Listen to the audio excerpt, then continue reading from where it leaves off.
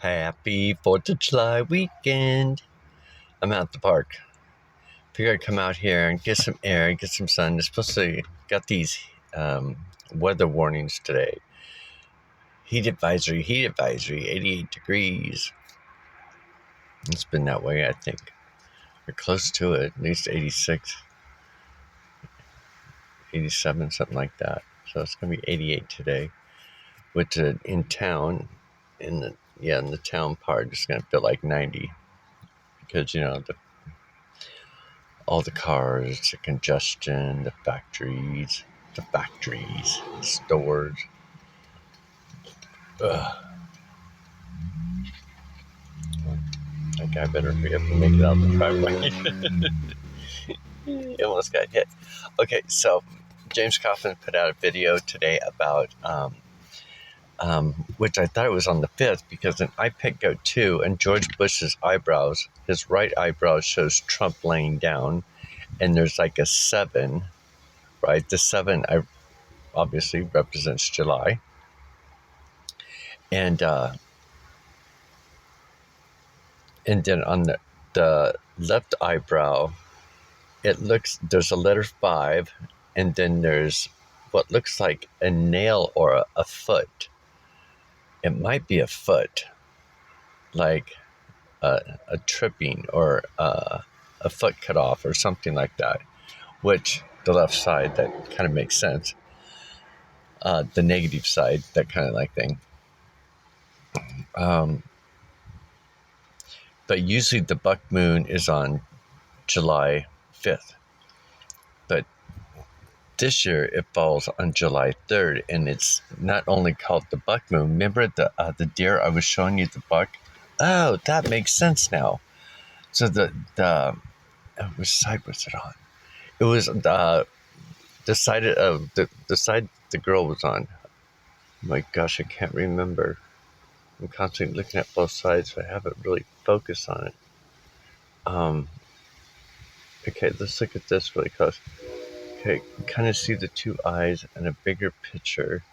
So I think this is the side with the, maybe the guy is, that's so interesting how you can see that face right there. So I think this is the side, wait a minute. You can see the guy's top of his head that's kind of cut off.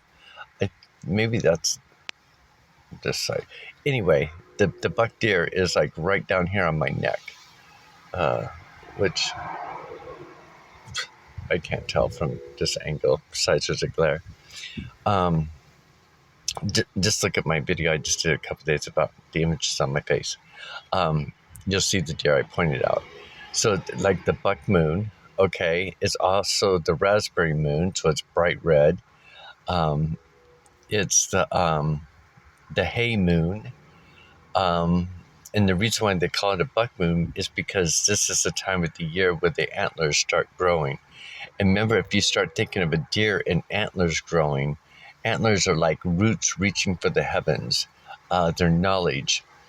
They had a cartoon out, I don't know, 8-9 years ago, where it talks about the end of the world. And there's this like old woman, and it's about a crystal, putting the crystal right back into the place. And it shows these demon-looking things, look like crazy lizards or whatever.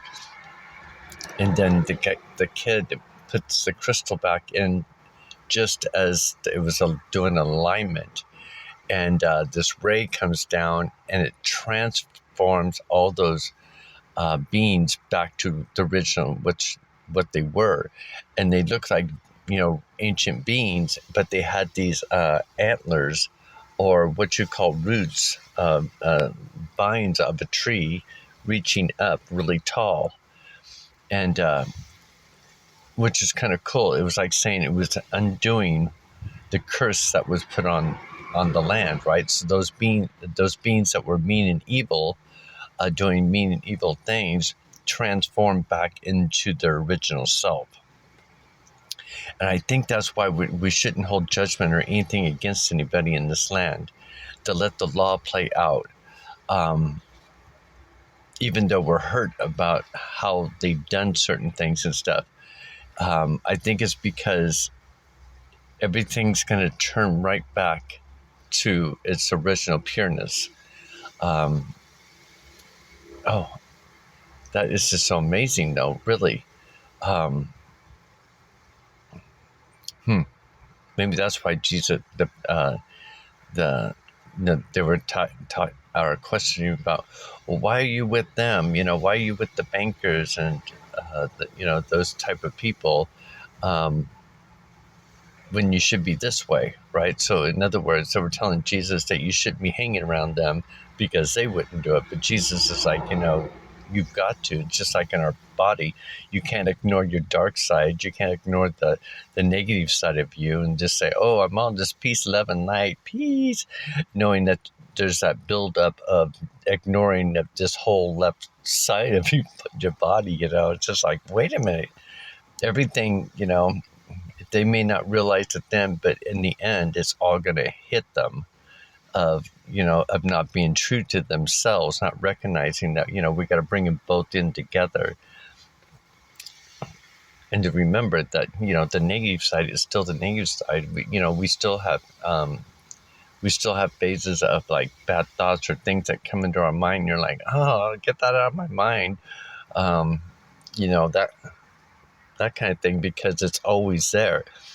It's like that, an iPad Go 2, that guy that's going, he's like in that little TV screen and he's like attacking. So it's always there. You got to kind of keep that guy in a way. It's kind of like saying, you got to have a friend, you got to have, not friendship, but you got to have a relationship to where, that they're going to always attack you. You got to be able to just strengthen it out and have the courage. Because if I do believe it's in the book of Daniel, it's God's always telling Daniel, have courage, be strong.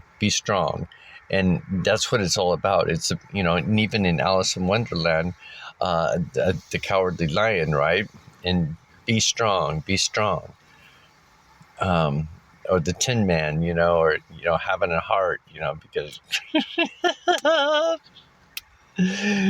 or the Hay Man. And so, like I was saying about today's date, 7/1/2023, if you put the ancient Greek letters in there, the seventh letter is H, the first letter is A, the 20th letter would be representing the U, but the symbol is a Y, and then you got the 23rd letter, which is Psi, which is like, the three-pronged fork, but it's still a form of a Y. So it's like, hey. So, and then it's the Hey Moon as well this weekend. So there's just so many things that are just happening right now that, and then people are freaking out because of the energies and not understanding them. They're more of a fear-based. Of course it is. It's exciting, but it's scary. And it's kind of like, it reminds me of life when I first went into the military. No, my family didn't send me off or anything. I had to take the recruiter took me from here up to Portland.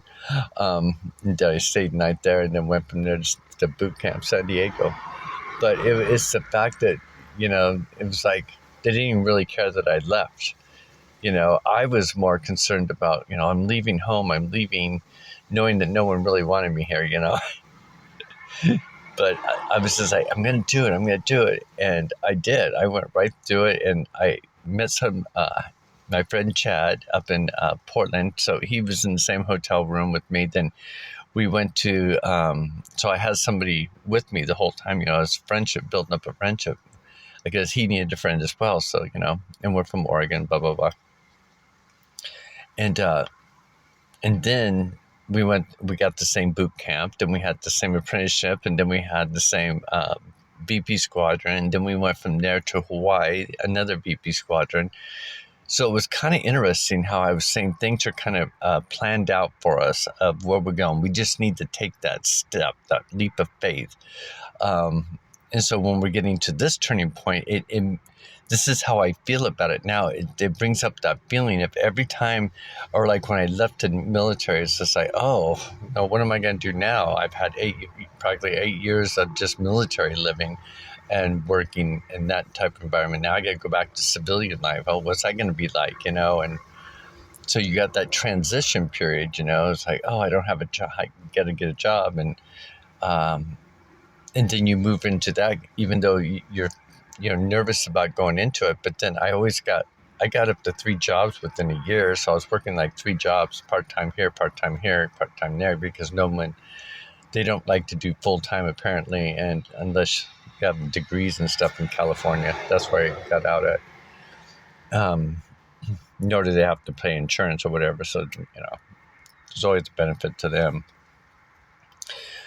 But I didn't mind because I got to work and meet all kinds of different people. And so it wasn't really bad. It was, and I don't know, I kind of enjoyed it. And then, I was having a party life there as well. The clubs, dancing. Boy, I still miss that. I wouldn't drink that much, but sometimes I would. But, okay, a lot of times I would. But it was the whole idea of the club music, just getting in there, that loud sound. Everybody's dancing, everybody's smiling, everybody's having a good time. The energy is so uplifted that when you leave you're just so amped up, your body, and you feel good and stuff. And I think that helped out with not having so many hangovers, is because of the energy, the excitement of being happy of going out, compared to nowadays when people go out, all they do is fight and they just feel like really crap the next day or whatever. I think, it's all about the vibration, the energy, and being in this happy, excited environment. And then being under alcohol, it kind of prevents the negative energy from taking a hold of you too, because negative energy doesn't want to be attracted to somebody that's positive and just outgoing and just having a blast. It's when they're angry. It's when they're when negative drunk, or easy to control, or somebody who's dwelling on stuff. It's like, oh, let me just jump into this body and help them out. Let me just make their life a little more difficult. But people can't see it. They even show on YouTube of these dark shadows of people coming out of bars and stuff, and one will, like a dark shadow, will leave somebody's body and go into a cross, just like move over and go into another one. Somebody else is walking by, and it's always interesting because when they enter the body, the person that's intoxicated always goes and stops, and they'll look around like like what just happened, and keep on walking. And then when I see these kind of things, I'm just like, that programs into me to think, whenever I start to stop and look around, like what was that or something, I would at least know that perhaps something has entered into my body. Or what was I thinking, or cleared out of my body, get out of my body, that kind of thing. It's all about our senses, the 5 dog senses, and their intuition, our gut feeling of what we feel. It's owning your kingdom. It's understanding your kingdom. Not like they are today, where all the kids go, biology is religious. The whole world, this whole realm is biological. It's all about the bio, all just so they can call themselves a cat or a dog or a he, she, me, wannabe, turd head. In other words, what they're doing is just, insulting God's creation, things that we're not supposed to be doing.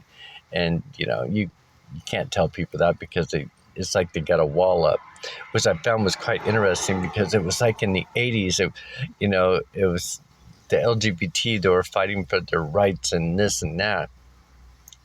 Well, now you look at today, they're not fighting for it anymore. It's the other people trying to fight for their rights, because now their rights are a protective class. You see how fast that changed, and the trans movement and the abuse on children and stuff like that. It's like evil come in during a certain time period, disguised, and just corrupted the whole land just like that. And I think that's what it means by, the rabbit saying, I'm late for a very important date. Because Nostradamus mentions in one of his quadrants that um, uh, late, uh, late but soon. The great genius will arrive late but soon, or something to that effect. So it kind of reminded me of the rabbit going, I'm late, I'm late. So it's like the system. And then in scripture, it mentions if it wasn't for the elect, no life would be spared, or something to that effect too. So it's like it's telling us it's late, but it's on time. Kind of interesting, right? Or like in the military, hurry up and wait. When you sit there and wait, you hurry up and get there, and you wait in line. So, but I was so let me see if I can show you. I don't know how well you can see that. You see at the bottom where I wrote, you can see hey. So it's like July 7th, 2023. But if you put it in the ancient Greek words, it's hey, I'm here. It's time to go. Some lady comments, and she's on another video that I did on Gina Marie. And she's like, I'm ready to go. Beam me up, Scotty. Or beam me up. I'm ready to go. I'm cracking up. I'm like, oh, we've already been beamed earlier in the week with the mothership with their beams coming down. We already went through that kind of energy. So I don't know if it's going to be a beam me up, or if it's just going to be a slide into another world, or if it's going to be I don't know how it's going to be. I don't know how that's going to unfold. I'm trying to figure it out, imagine it, but I don't know if it's one of those things that, because I know in the quantum healing techniques that Alison Coe does, when she puts people under and talks about it, they talk about this flash, and I don't know. I just have this feeling, because there was one day that I was sitting there, and all of a sudden my mind kind of went to where we were all somehow placed in this big ship, and we were all in like those beds, and we started waking up. And I remember I was waking up, and this thing comes up, and I sit up, and I'm looking around like, what is going on? And I looked out I was right next to a window, a ship window, and I looked out, and I can see like we're coming close to a planet, like a planet. We were going close to another planet, but it wasn't Earth. And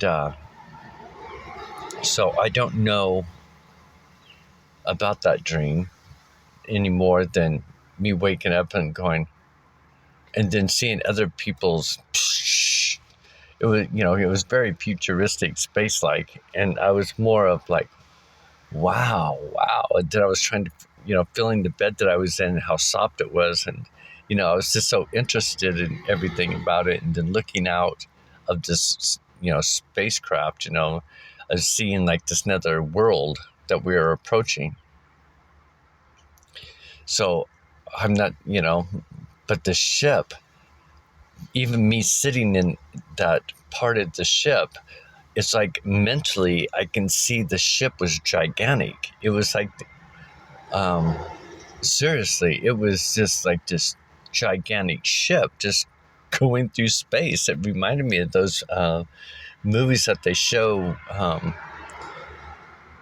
What was the name? I think it was called Pitch Black with, but it was just one big, huge ship, with passengers on it, and everybody was in these things, but we weren't standing up. We were all laying down like in these beds. So I know I haven't said that one. I haven't mentioned that dream that I had. So it's pretty interesting because it might be referencing this time coming forward, because it'd be the only thing that would make sense, unless it had to do something with my past life. Which that's another thing about our spiritual journey too. It's about connecting to who you were in the past, um, um, walking between worlds, and um, connecting to your past life. Um, again, it's taking me the majority of my life since I was a child, and remember my visions and dreams as a child, till this moment and how everything's unfolding, and piecing it all together, and going, oh, that's what that dream was all about. Oh, about taking steps, or taking these blind steps of faith. Everything always works out. Even though I may have a stall for about a week or two, but it always works out. It always works out for the good. And I sit there and I think, why do I question that anymore? Is it something that the negative side of me that is how we always view things immediately? Because it's like that side comes out first before our heart comes out of understanding. Our heart usually follows afterwards, because we're just brought up in this world to think from our left, react from our left side instead of reacting from our right side. But it's all a learning lesson. It's a growing thing. It's a growing lesson. Okay, I've been talking for 21 minutes. Hope you guys like the topics. Because I just don't know what's going to happen. I'd like to get as much information out as possible, and try not to make them so long.